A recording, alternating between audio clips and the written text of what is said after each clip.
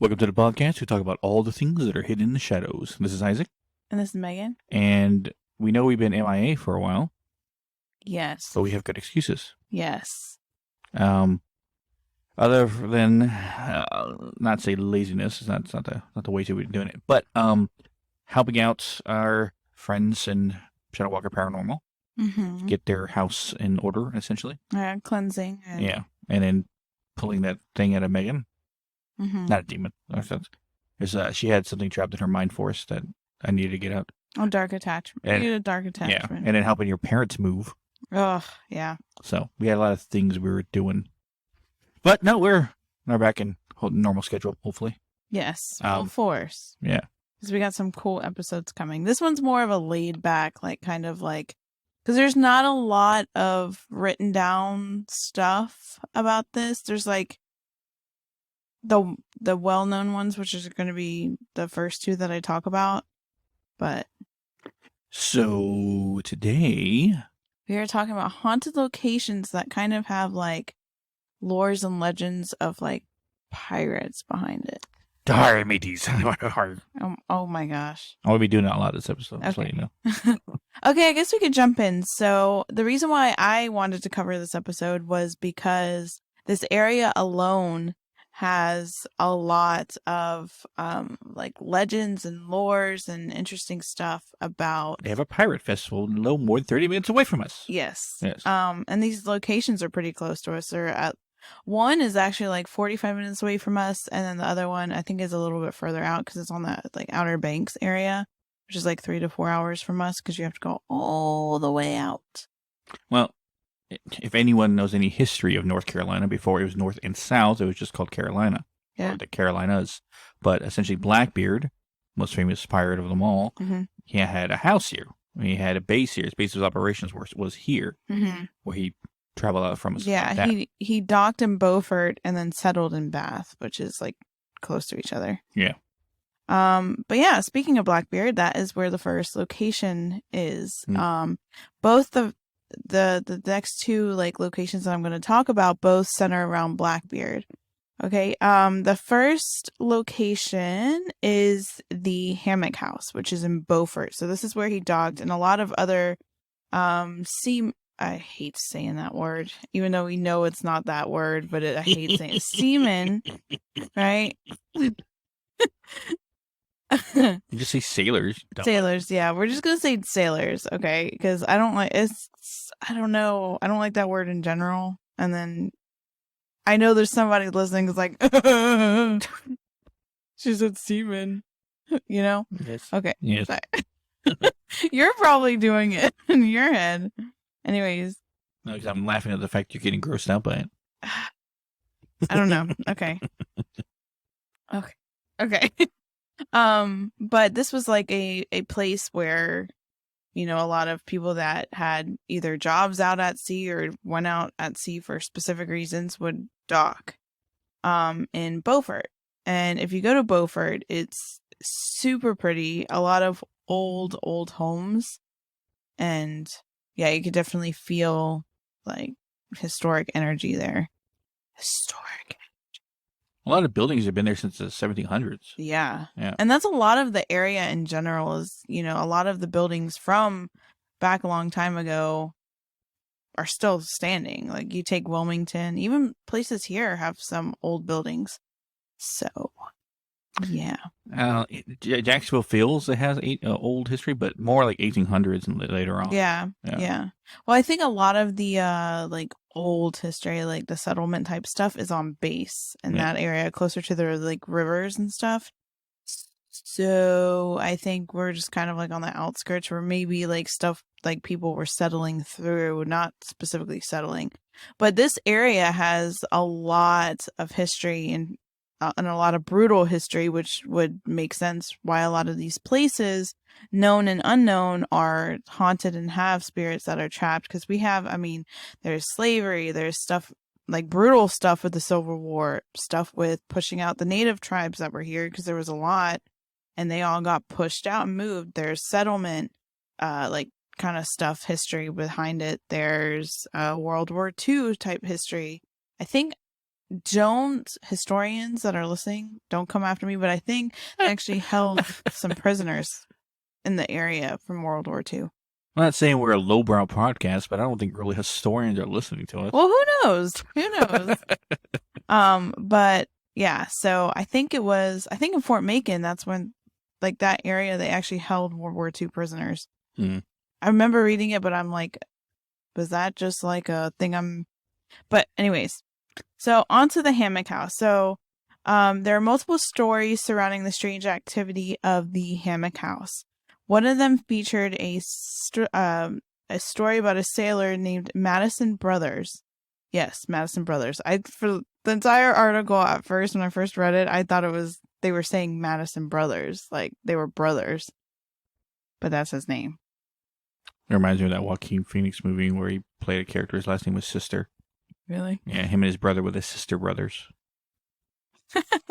I think it just made it up for the pun of the film. Okay, so named Madison Brothers, and a crazy mishap that led to a killing in the Hammock House. Apparently, Mr. Brothers had a very bad rage problem. They even nicknamed him Mad Brothers, which again, I was like, is it a pair of brothers? And then watch out for the Mad Brothers.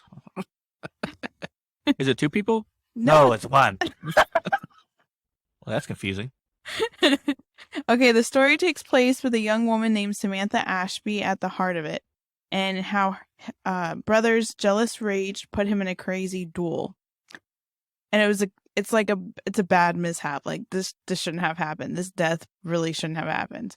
The captain had to go out. I guess he was a captain, yeah. The captain had to go out on another voyage, so basically him and Samantha decided that when he would get back, they would marry.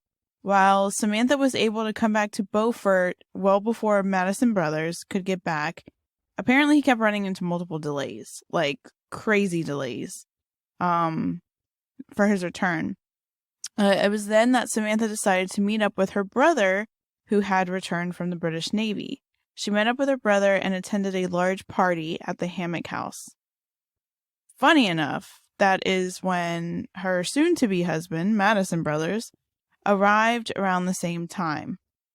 Funny and ironic how that happened. And so he noticed a big party going around at the Hammock House, so he decided to check it out.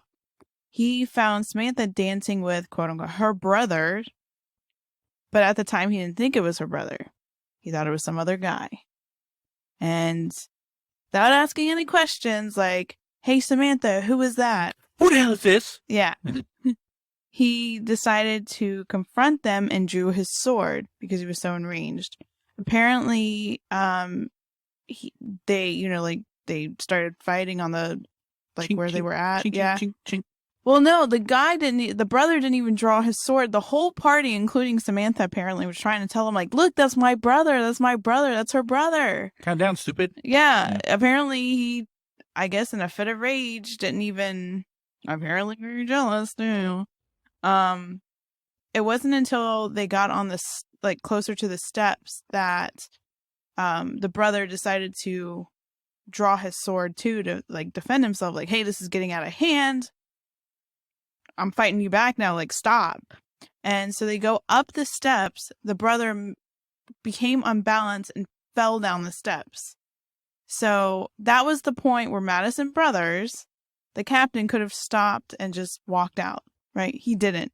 He still was pissed off. And even though, the brother had fallen on his back, laid on the steps, and was looking up to him, he stabbed him anyways and killed him. So, Madison Brothers then stormed out and never returned to Beaufort after that day. Fortunately, Samantha's brother bled out and died on the steps, and legend has it that the blood still comes up from the area where he was killed. I think it would stain the area. Yeah. Well, that's like, I know somebody died in their house and was murdered. And even though, like, the cleanup crew came or whatever, she still sees, like, a red stain that kind of comes up, like, no matter what she does. And it's just like a hue of, I think that's so crazy. So, I mean, that's not far-fetched. I mean, I could see that happening. Okay, but moving on to where Blackbeard comes into play. So the legend surrounding Blackbeard was that he stayed at the inn while it was a resting area for people docking in and out of Beaufort. He had an 18-year-old common-law wife. She apparently didn't want anything to do with Blackbeard, but I guess when you are known as one of the most fearsome pirates, he was like, I like you, tough. You know what I mean? So he wasn't the nicest guy. It was basically a forced marriage. But then when he started realizing that she didn't want anything to do with him and she was not interested in him at all, he had a bit of a rage problem too, and he basically hung her on an oak tree in the backyard area. And the legend is that you could still hear her screams, which is, very unsettling. I heard, so because there's no actual, I guess, documented proof of everything that had happened, it's all word of mouth legends, retelling of stories. They do know Blackbeard, sailed in that area and stuff like that, but the actual stories behind it is unsure. I remember, I think I was so young, I don't really remember. I think I was actually in the Hammock House when it was a bed and breakfast, because over the years it operated as different things. Right now it's a private residence, nobody can. Why were you there?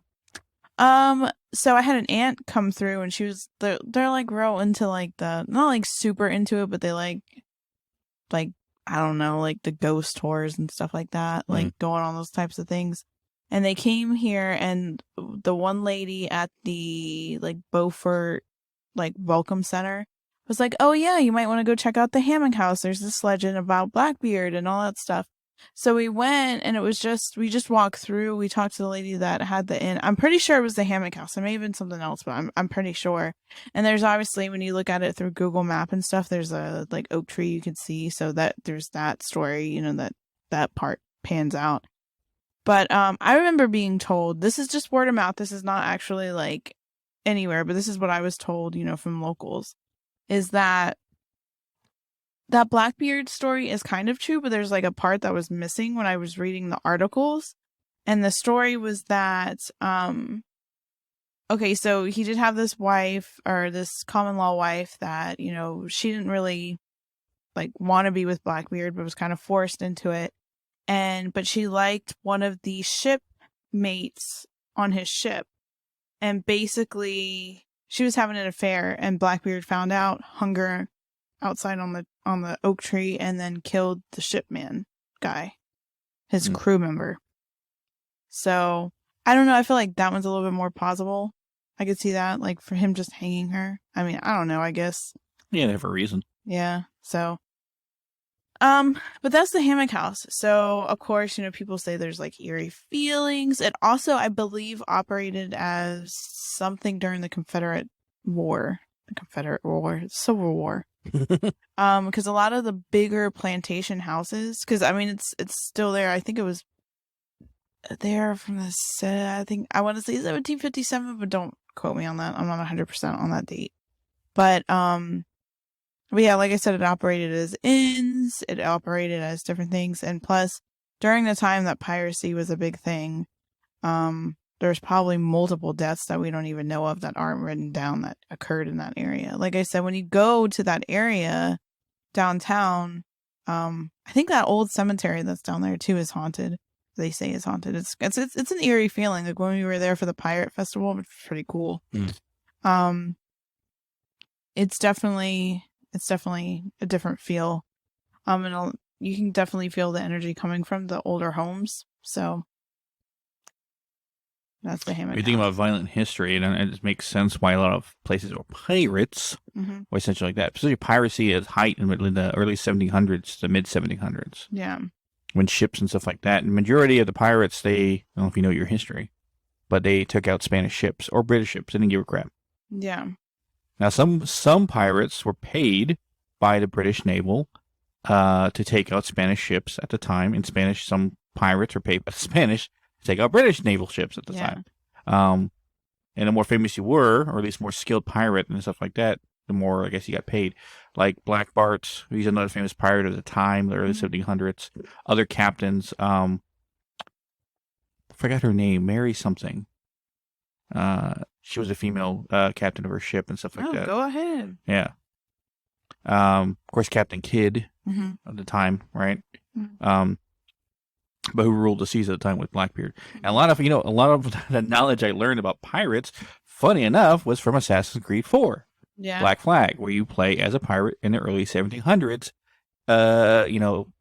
mingling around with these famous pirate people. So. Yeah, and I think a lot of the times too, like you think Pirates of the Caribbean, so you think like a glamorized version of what they were, but there was a lot of death that surrounded them. So I mean, if you didn't die by getting shot or stabbed, you gotta deal with all the other diseases you could get while being out there. Yeah. Ew. Like scurvy. Yeah. Which I didn't know what the hell that was until someone explained it to me one time. Yeah. Which basically you don't eat enough fruit and you start like getting sick and getting like boils on your skin and stuff. Ew. Yeah. Moving on to the next location. So this is also going back. Sorry.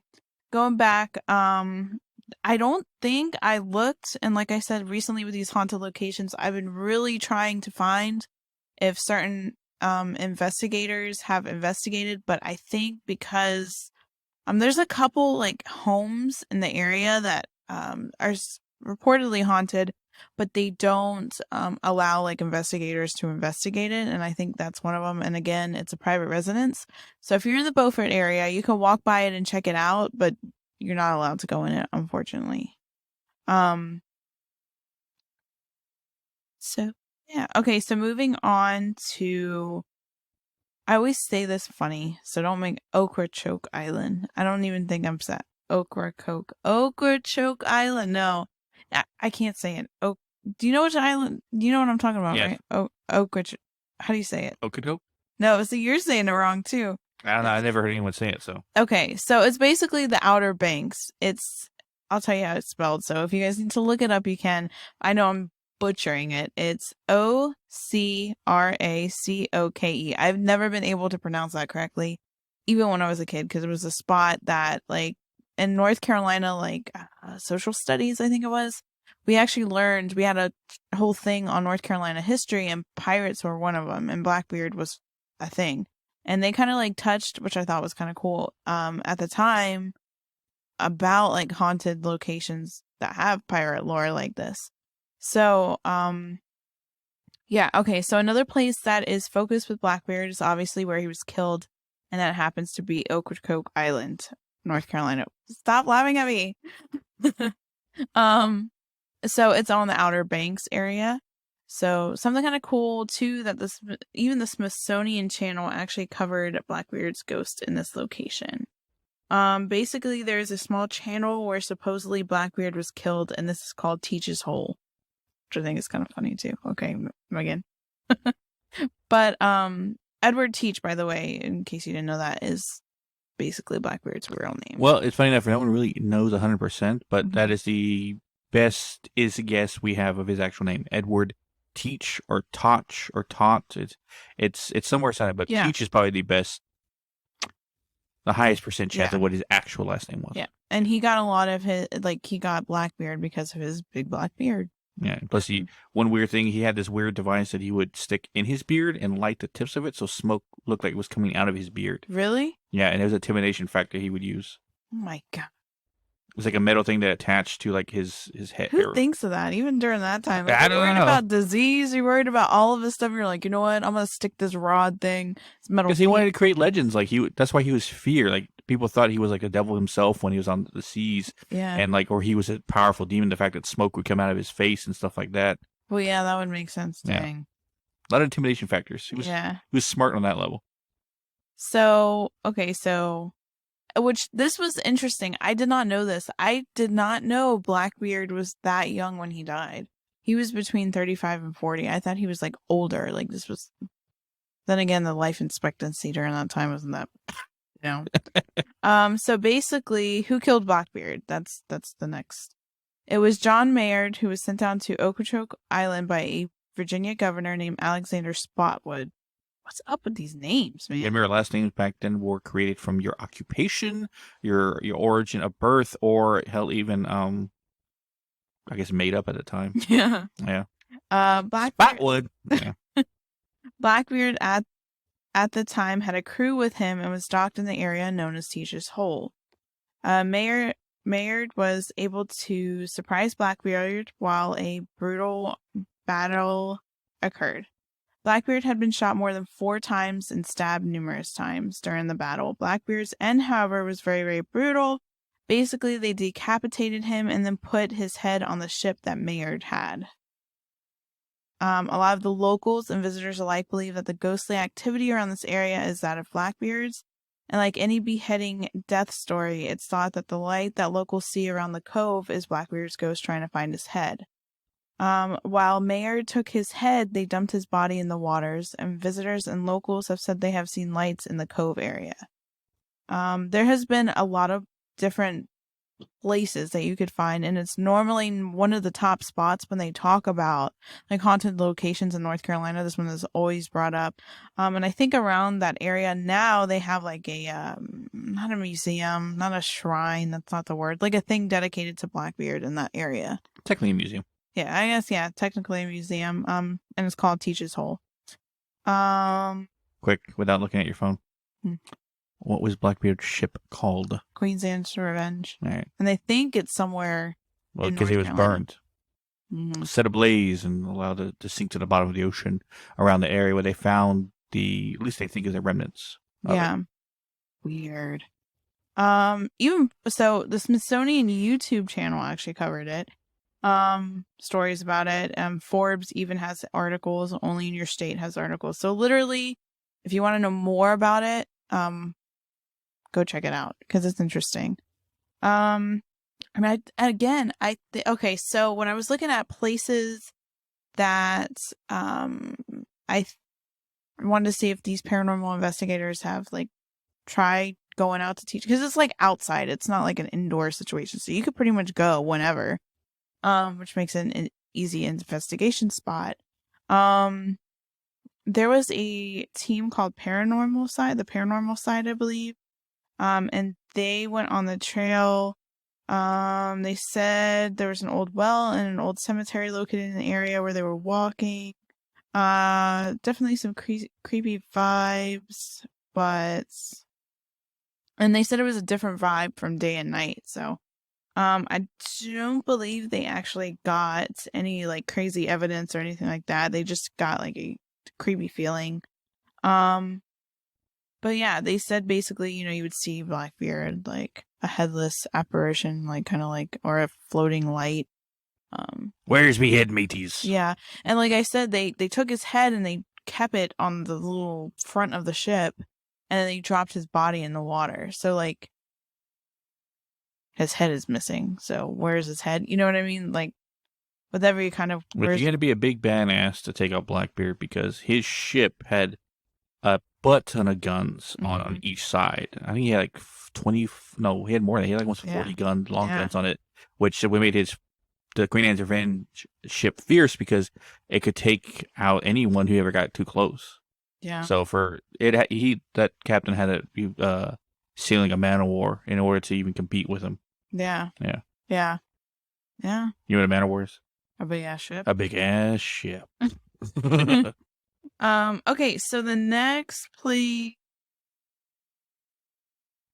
Okay, so the next place is Savannah, Georgia, which this place kind of intrigued me. It's actually a restaurant. It's been converted into, it's an actual restaurant, but when you look at the building, you're like, whoa, that's an old building. And I think obviously they renovated it, but apparently it used to be a bar where seamen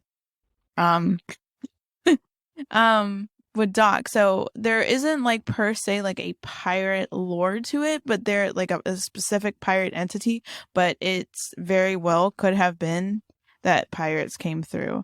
Because what would happen was people would get so drunk, and there was these tunnels that would take them from like the bar down to the ships, and sometimes people would get on the wrong ship.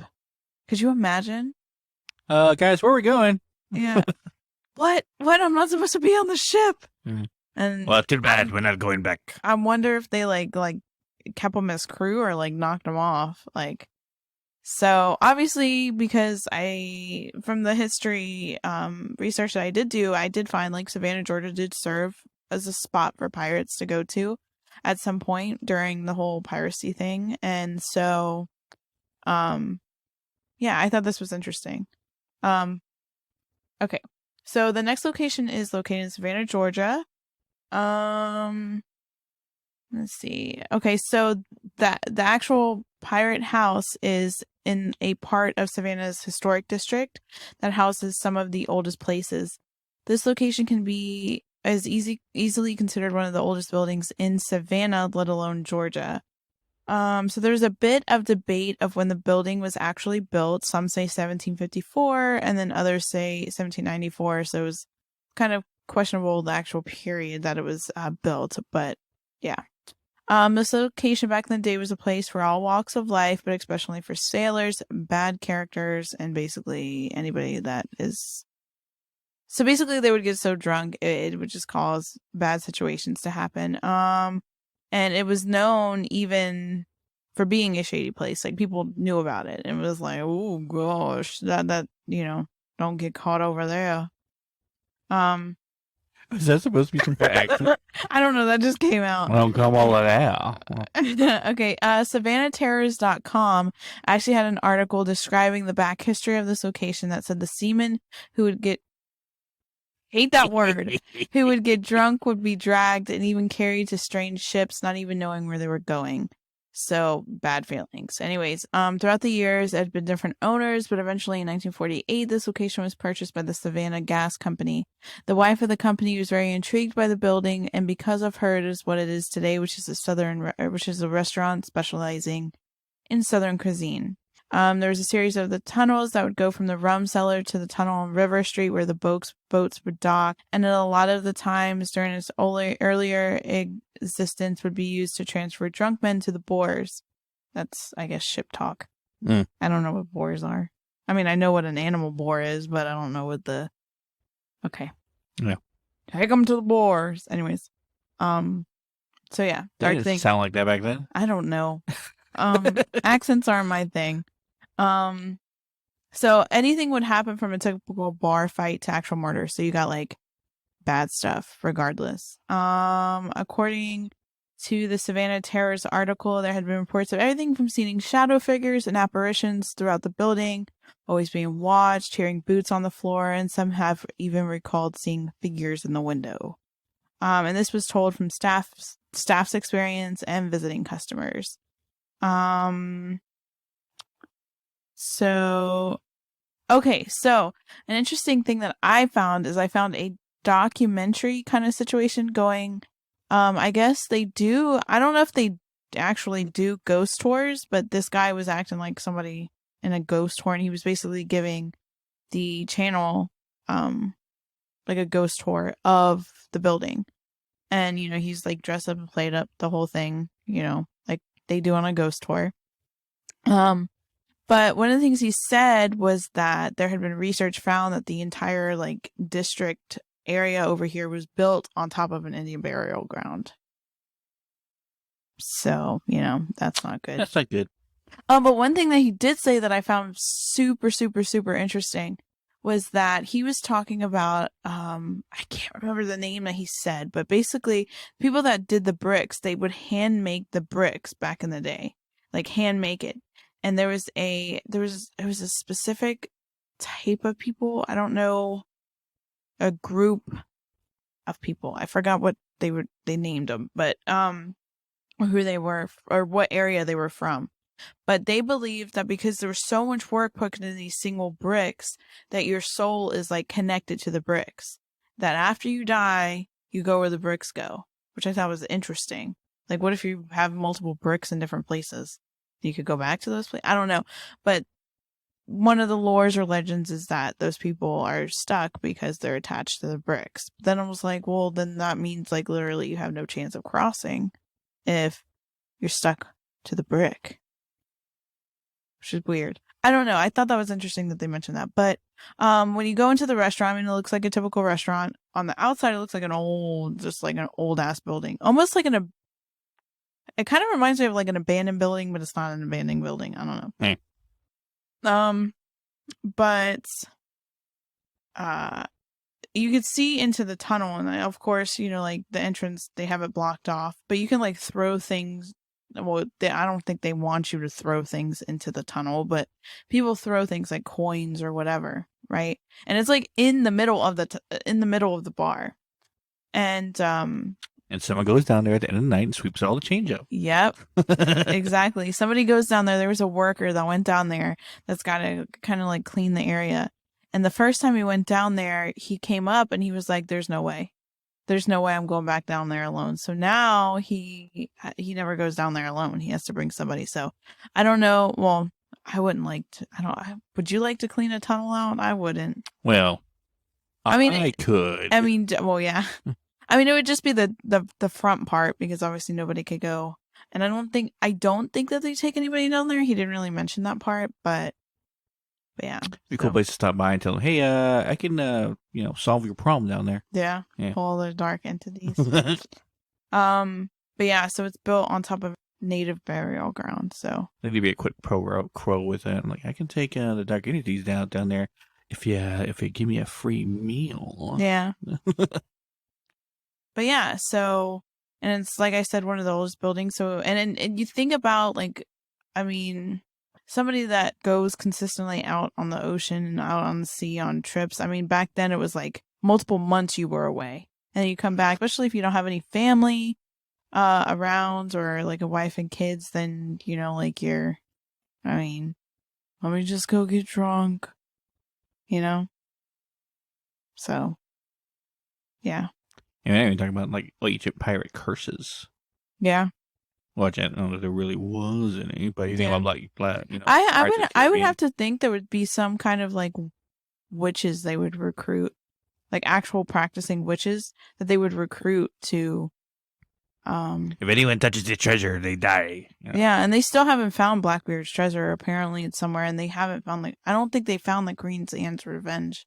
They think it's off the coast of North Carolina, but they don't really know for sure. Crashed ships out there, but they did find one that looked like the same style of the Queen Anne's Revenge, along with a lot of the guns. Yeah. Yeah. Another interesting thing is ghost ships, which around the area, apparently there is one that's a flaming ship. Oh my God, shot face. He just yawned and he just did a face that looked weird. But yeah, there's ghost ships and stuff. There's some legends behind that. But I actually want to save ghost ships for a future episode because there's a lot of crazy things. And if you guys don't really know what ghost ships are, they are ghost ships. They're ships that are ghosts. Not really, but I mean, they're basically ships that are still sailing that have no crew. And some people don't know what happened to the crew. I mean, you're out in the ocean, anything can kind of happen. But there's also like a flaming ship that's known in Ocracoke Island. Ocracoke. I don't know if anybody. It's horrible. It's horrible, and I'm from this area, and I can't even say that right. Yeah. Ocracoke. Ocracoke? No, I don't know. I know I'm saying it wrong. But yeah, if you're ever in this area and you're into pirates, check that out. Those are two places definitely to check out in this area. Gotta go to Beaufort. Yeah, Beaufort or Bath, and they have a lot of cool stuff. But yeah, that's all they kind of had like written down on pirate history. I mean, there's probably some local places to different areas and states in the, United States that have more to it, but that's all I could find on it. And I knew of the Hammock House and all that stuff because of that. So I think it was War Party Paranormal. They actually did a location in Florida, and there was a reported ghost of a pirate there. So if you want to know more about like the pirate stuff, make sure to check them out. Yeah, War Party Paranormal. They have a YouTube channel. We actually had Mike on from them a couple times. Mm-hmm. He was on the Paranormal Roundtable and stuff, and they did an actual investigation at this location. So definitely check him out. But this episode is gonna be obviously short because there wasn't a lot on it. But our next episode, I'm excited about because I'm excited about. probably I'd say one of the most dangerous ones, but most vast anyway. Mm-hmm. The next episode is all about the Cecil Hotel. Yeah. Yeah. I think that location would I think any investigation team that would put them to the test. Ghost Adventures went there, right? Mm-hmm. Lucky goose eggs. Yeah, when you're big time. So yeah. No, it's like one of the ones like Isaac always talks about Bobby Mackey's, like, dark and all that stuff. But I think one of the big bad ones is the Cecil Hotel. Hands down. Yep. And it's crazy because I never really was super like into, I don't know, I didn't even really watch the remember I'd get like chills when I'd hear stories about it, but what really kind of like made me intrigued by it was I was on TikTok and there was a psychic that was really big into remote viewing. That was like one of her main gifts, or one of her stronger ones. And you guys know from what I've talked about on the podcast that I do a lot of remote viewing. And I remember she said you need to be careful about where you remote view, because she thought, oh, I can remote view. Why don't I go to these places that I can't obviously go to on whim on a normal day? Let me see if I can remote view. So she looked at like photos and stuff like that, went into meditation trying to remote view and everything. And she said what she saw scared the crap out of her. And she had to recover multiple days. Like, it wasn't, she said she saw like this weird portal thing of these like humanoid type weird creature things coming out. And she said it was just bad. And obviously that case that happened with the woman in the water tower, that is bad. Lisa Lam. Yeah, that is bad. And then Richard Ramirez, he stayed there, the serial killer. Yeah. So there's a lot. I know there's a lot. And we're going to be talking all about it on our social media leading up to the episode as well. I kind of want to go different avenues with this thing. I'm also talking to fellow psychics and fellow investigators to see different viewpoints from their point of view, from what they just have researched and they have looked into. Because I don't really think a lot of paranormal groups have gone into the Cecil Hotel. Not allowed or allowed. They're trying to downplay the paranormal aspect of it as much as they can. Yeah. Yeah.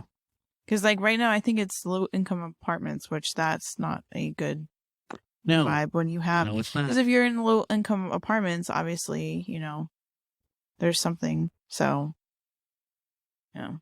Anyways. Look forward to that next week. I hope you enjoyed us finally coming back. But as always, you can catch our social medias at Hidden in the Shadows Podcast on Instagram, Hidden in the Shadows 6 on Twitter, Hidden in the Podcast 2 on TikTok, or links to all our social media and all ways you can listen to us at hiddenshadowspodcast.com. Also has links to our merch store. And as always, guys, we'll catch your weirdos in the next one. Yes.